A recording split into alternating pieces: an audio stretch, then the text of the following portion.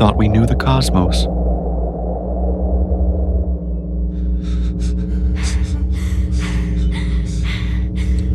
We have to get her out. The ice is freezing too fast. But we were in the wrong galaxy, and not alone.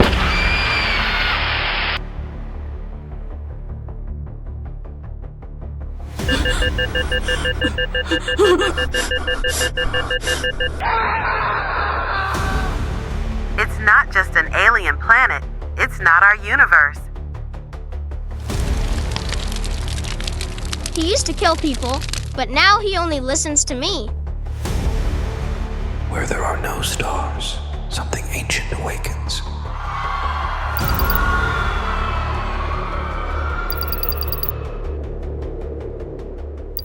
Cards floated like drifting leaves in the zero-gravity air. The Robinson family orbited around the center of their spacecraft's main cabin, making half-hearted attempts to play a game none of them were paying attention to. John clutched his cards tighter than necessary, his military-honed posture only slightly softened by the floating effect.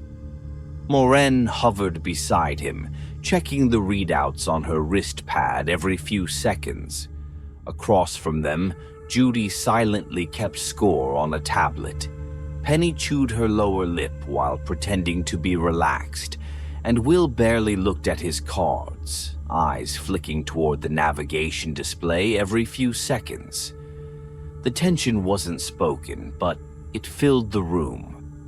Outside the reinforced windows, turbulence distorted the stars.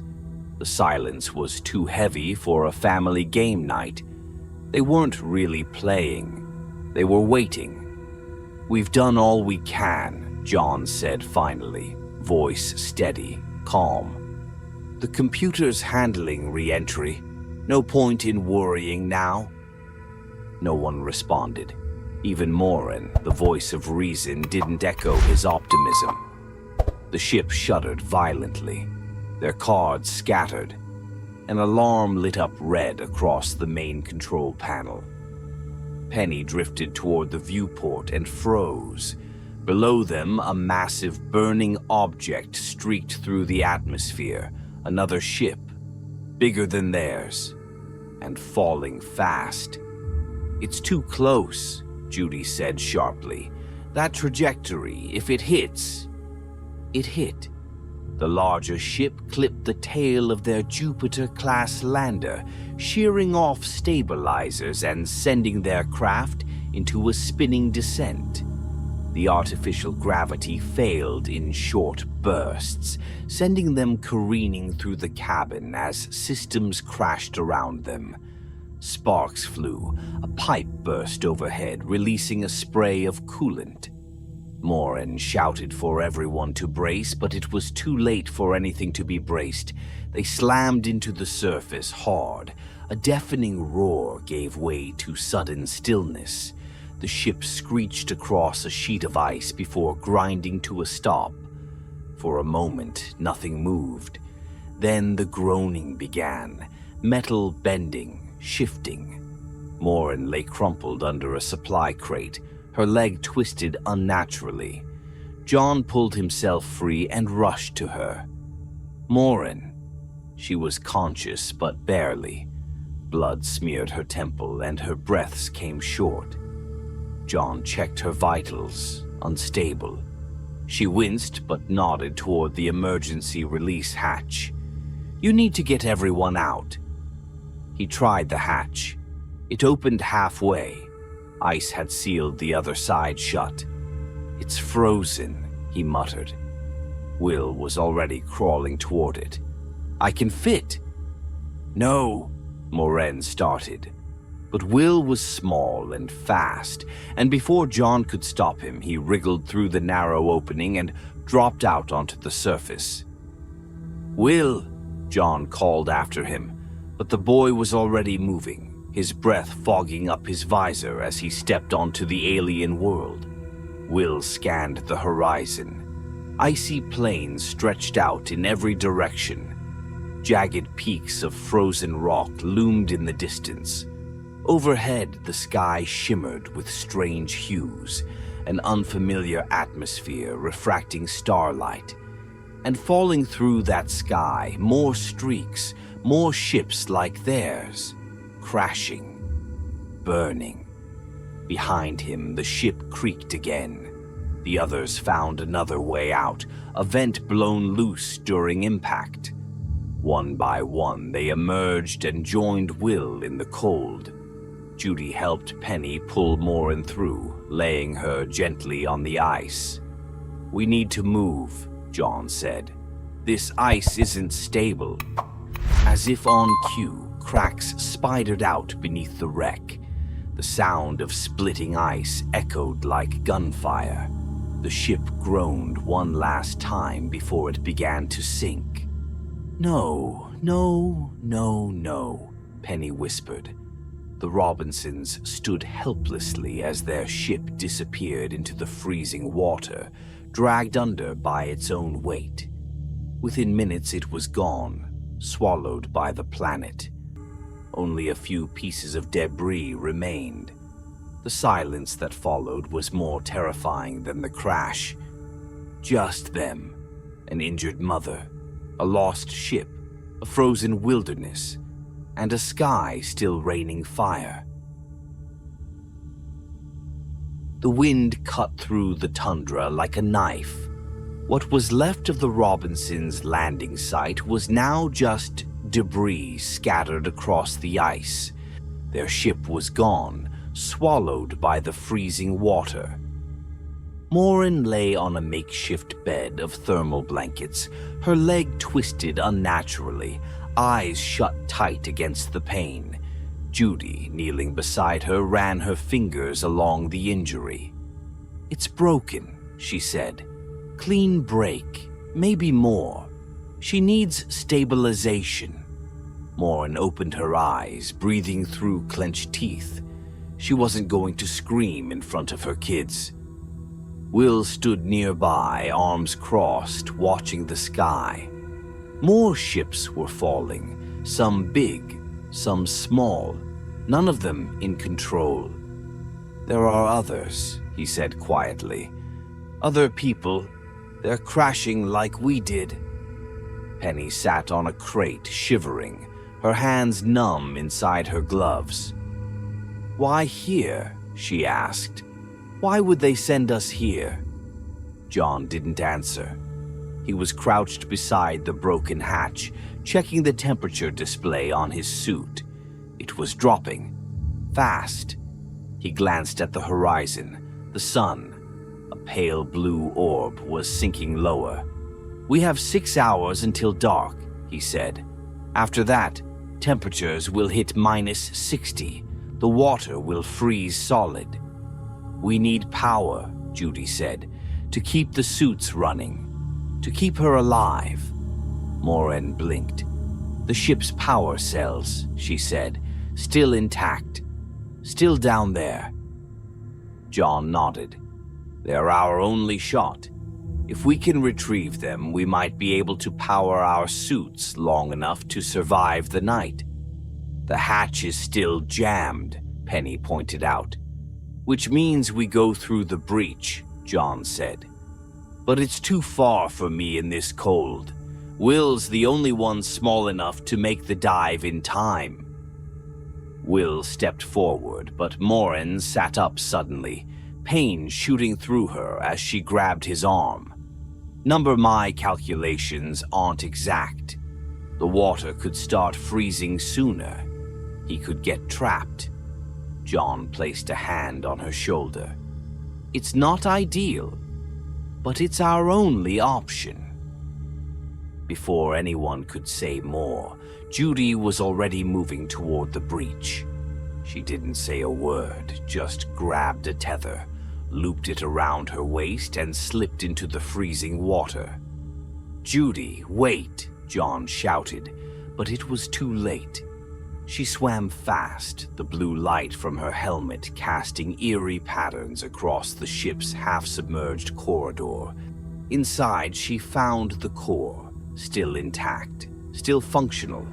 She gripped it, turned, and kicked toward the surface. But a thin layer of ice had already begun forming overhead.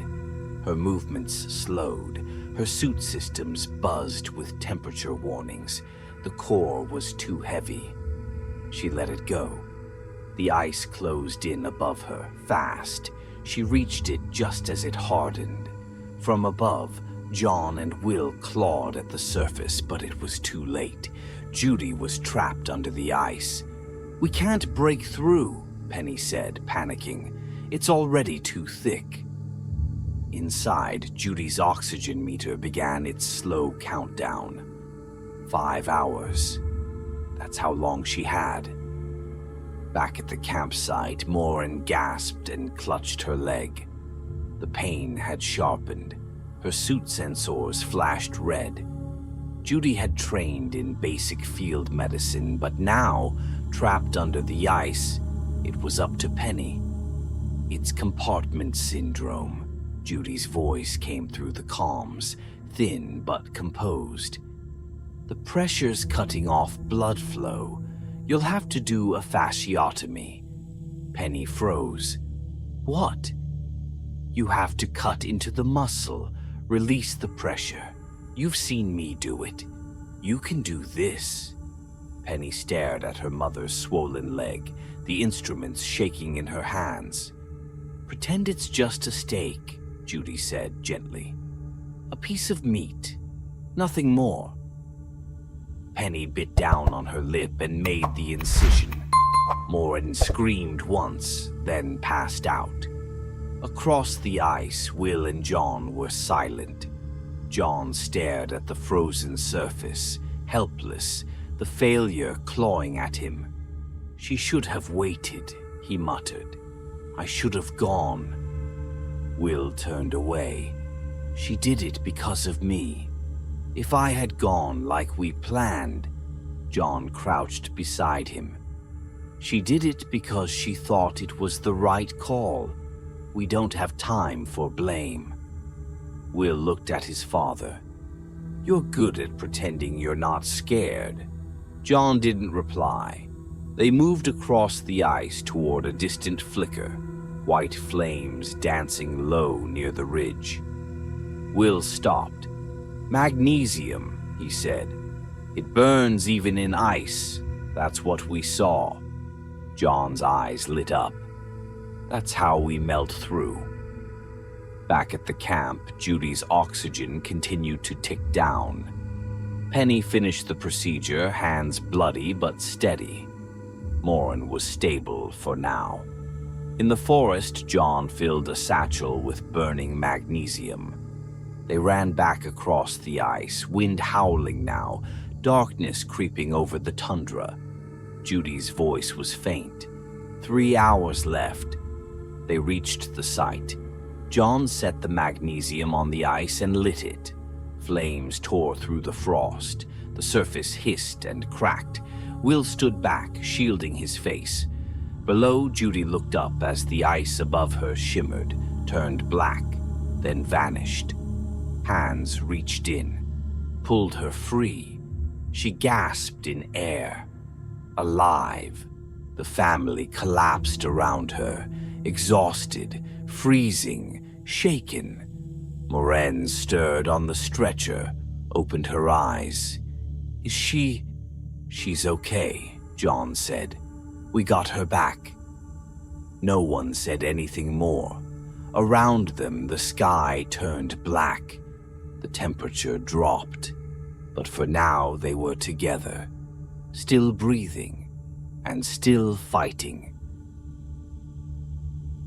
The flames still clung to the ice where the magnesium had burned through, casting ghostly shadows across the Robinsons' makeshift camp. Judy was wrapped in thermal blankets, shivering but alive, her body still shaking from the cold and the trauma. Her lips were blue, her skin pale, but her eyes were open. She wasn't speaking much. She just kept staring at the frozen hole she'd been pulled from, like she couldn't quite believe she was out. Morin was barely conscious, drifting in and out, her leg now tightly bandaged after Penny's emergency surgery. John stayed close to both of them, checking vitals, managing supplies, and constantly scanning for danger. But it was Will who had wandered off, the pull of curiosity stronger than his fear. The tunnel he'd fallen through earlier stretched far beneath the ice, leading him away from the crash site. At the end, he'd found something unbelievable, a forest, thick with towering black-barked trees and fog that glowed faintly green in the air. The place didn't make sense. Nothing about this planet did. He walked through it in silence, clutching his radio. "Dad," he whispered, "I'm at the base of a mountain. There's a forest. I think I went really far. I don't know if I can make it back in time." Static buzzed back. Then John's voice. "Stay put. I'm coming." Will exhaled, relieved. He turned to sit and wait, but something flickered in the corner of his eye, floating embers.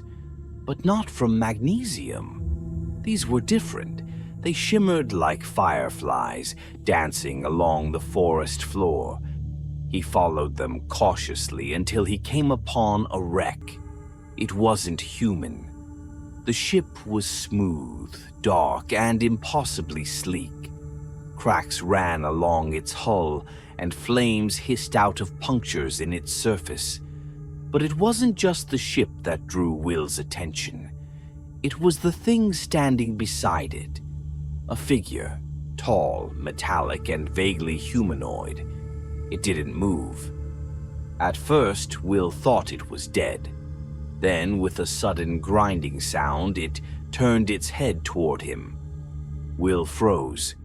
The robot's eyes glowed a dim red, and something about it, its sheer size, the way it seemed to study him, sent a primal warning through his body. He ran. Branches clawed at his suit as he sprinted through the woods. He scrambled up a tree, heart pounding. But as he reached the top, the branch cracked beneath him. He fell onto another branch and came face to face with the rest of the robot. It was embedded in the tree, its torso and legs twisted into the trunk. Will was trapped, nowhere to go. The robot approached slowly. He braced for the worst, but it didn't attack. Instead, it looked up at the damaged half stuck in the tree. Then, with surprising slowness, it reached for Will. Will hesitated. Then, with a deep breath, he unhooked the cables holding the upper half of the robot to the branch. It tumbled down, crashing into the snow. The robot knelt beside its other half and began reassembling itself. Will stepped back cautiously, unsure what he'd just done. The robot stood. It looked at Will, then moved forward and collapsed. Without thinking, Will reached out to catch it. The robot, suddenly alert again, pulled itself up using Will's shoulder. Together they walked back through the forest. By the time they reached the camp, the night sky was ink black, and the temperature had dropped well below freezing. Judy was slipping again, her temperature falling, breath shallow. John tried to stay calm. "We're losing her." Penny knelt beside her sister, gripping her hand. "We can't do anything. The water's freezing again. We don't have the heat." They all looked up as Will appeared, silhouetted against the dark with something massive walking behind him. The robot stepped forward. Everyone froze. Moren blinked, barely conscious. "What? Is that?" The robot looked down at Judy, encased in ice. It turned to Will, then said its first words, the voice deep and electronic. "Danger, Will Robinson. Danger." Will stepped forward. "Can you save her?" The robot looked at him, then extended its hand toward the ice. Heat radiated from its palm. Bright, concentrated light burst forward like a torch. The ice hissed and cracked, melting in seconds. With incredible strength, the robot reached into the water and pulled Judy out. She gasped. Air filled her lungs. The robot turned to the others, raised its arm. A warm pulse spread through the camp. The air around them shimmered as the robot generated heat, enough to keep them from freezing. They all collapsed in relief. Judy coughed and opened her eyes. "Will," he smiled. "Told you I'd come back." They stayed like that, huddled together, the robot standing sentinel beside them, as the alien night stretched on. 12 hours earlier, the events that led them here had already begun. On board the Resolute, chaos had erupted. A siren blared. Colonists flooded into evacuation bays.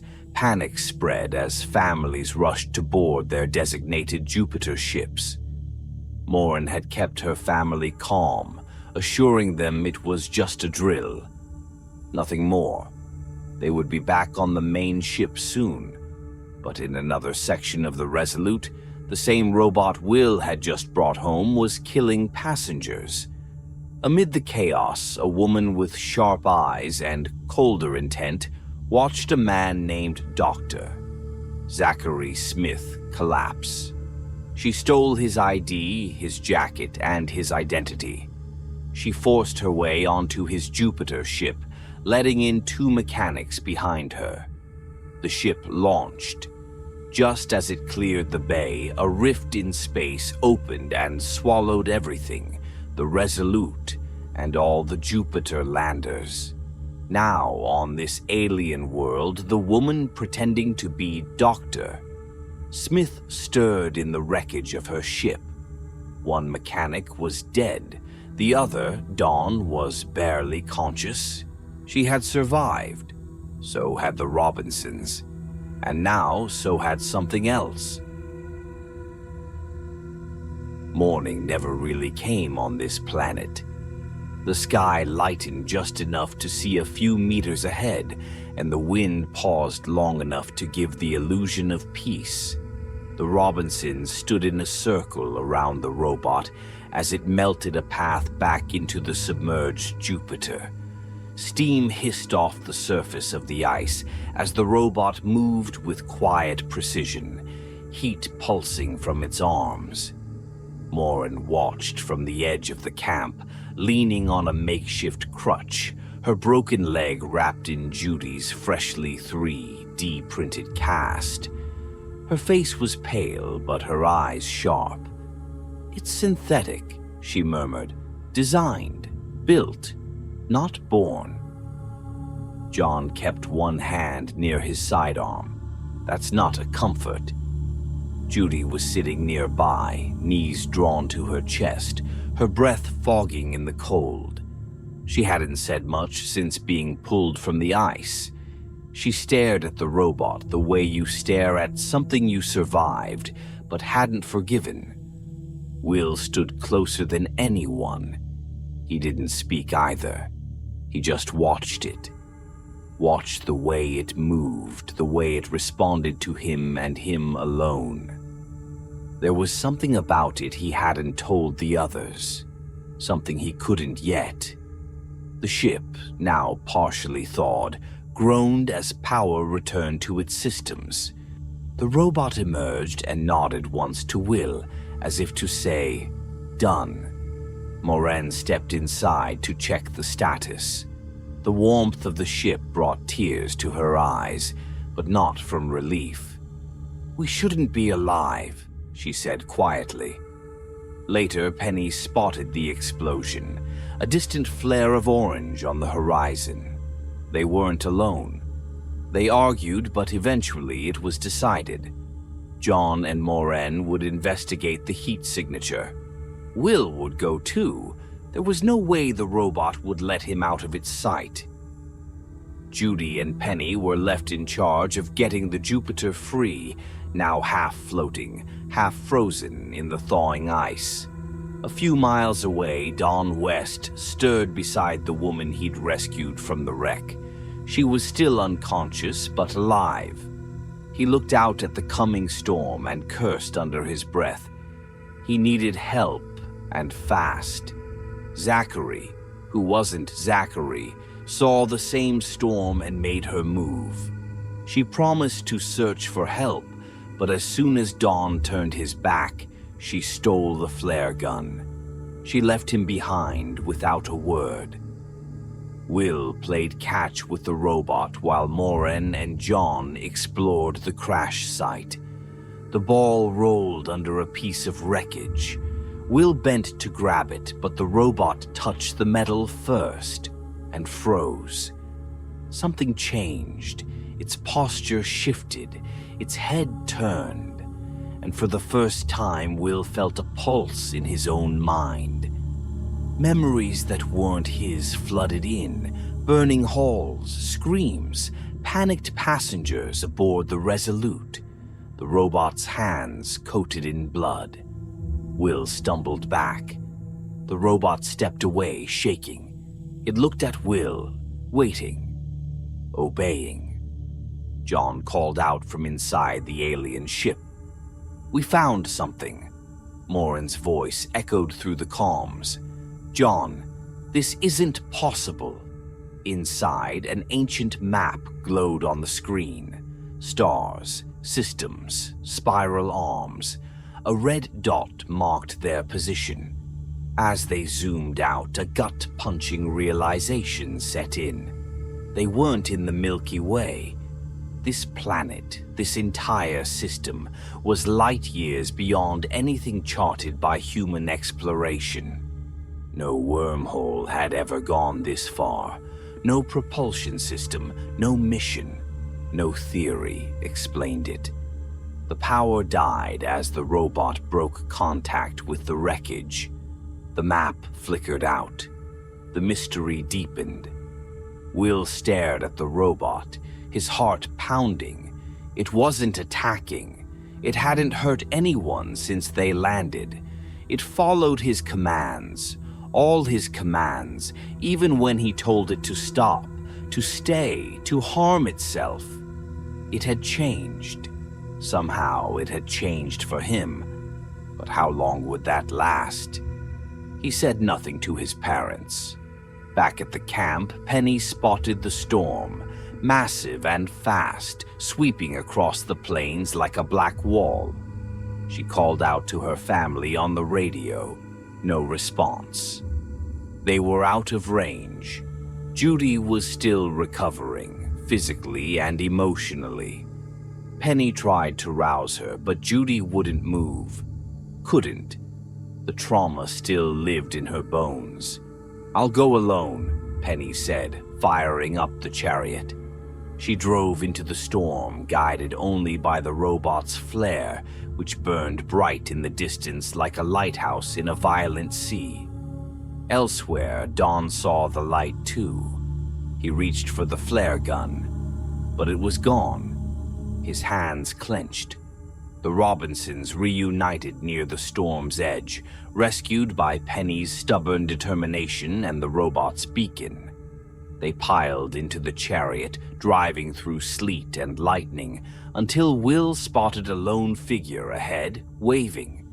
They stopped. Zachary Smith stood in the snow, soaked, shivering and smiling weakly. She held the stolen flare gun like a lifeline. "You're not alone," she said. "Please, I need help." Will stepped down first. "We saw your flare." She looked past him and her eyes locked on the robot. Her body tensed. Her eyes widened. She took a step back. "That thing. He's not dangerous," Will said quickly. "He saved my life. Saved all of us." But Zachary had seen what it was capable of. She smiled tightly. "Of course. If you say so. They led her back to the ship, racing the storm. Judy glanced at her, uneasy. Penny narrowed her eyes, but Will didn't look back. Inside, as the storm howled around their half-frozen shelter, the Robinsons finally had a moment to breathe. The Jupiter was warm, stable. Morin leaned against John, the weight of survival pressing heavier than exhaustion. But the questions remained. What had brought them to this planet? Who or what created the robot? Why had it changed? And why had this planet never appeared on any human map, despite being habitable? Will sat alone in the corner, the robot watching him in silence. He remembered the blood, the screams, the destruction, but he also remembered the hand that pulled Judy from the ice. Somewhere between monster and protector, the robot waited. Outside, the storm raged, and far beyond, deep in uncharted space, something else was watching too.